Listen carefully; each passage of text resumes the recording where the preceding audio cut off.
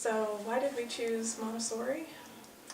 I honestly don't even remember how we got here at first, but we were looking for a preschool for our oldest son, and someone mentioned Montessori. So we checked this out first. And what I remember is we came in and had a classroom observation, and we were in the primary classroom, which is basically from 3 years old to kindergarten. And there were probably about 15 students there with the teacher. And my husband and I sat on opposite sides of the room, and I remember thinking immediately, it's calm, it's quiet. Every student is completely absorbed in what they're doing. The teacher is talking quietly. She's helping each one as they need it. And no one was waiting for attention. No one was bored. No one was looking out the window or acting frustrated or upset. And that was shocking to us.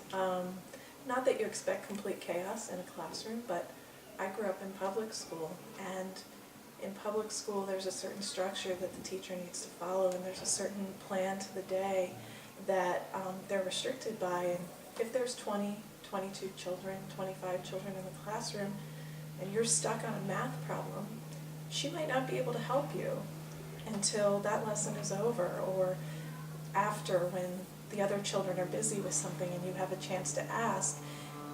It struck me that all of the children there, as they're doing their own work, had access to the teacher as soon as they needed her.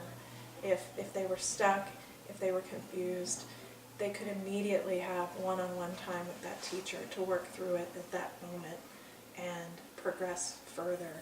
They weren't waiting for other students to catch up to ask questions. They weren't waiting for the teacher to get done a different task first. They weren't stuck in that frustrating place. They were just moving through their day, absorbed, having a good time. And actually, I feel like Montessori chose us, because after that we went to see a couple of other schools. You never, as a parent, want to make an immediate decision. But I remember as we left being so excited, ready to make that decision, and we calmed ourselves down and said, let's look at some other options. And when we did, it was basically a lost cause, because every classroom we went into, we were instantly comparing what we had just seen and what excited us so much with what we were seeing in front of us. And it never met that excitement, that level of satisfaction, that amazement that we had in the Montessori classroom. So we talked about it a lot, and we kept coming back to the same thing. And that's why we're here.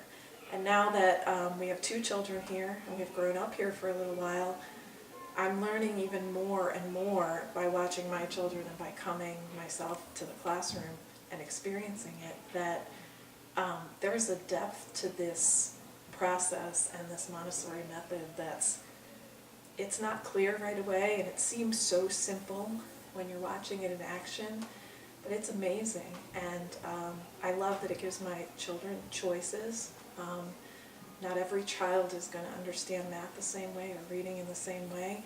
If a child is frustrated or they're stuck, the teacher and that child has access to many other different methods and ways and types of hands-on work to make that concept clearer in a different way.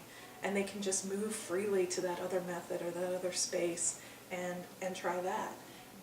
That doesn't happen much in public school or in other classrooms we've experienced.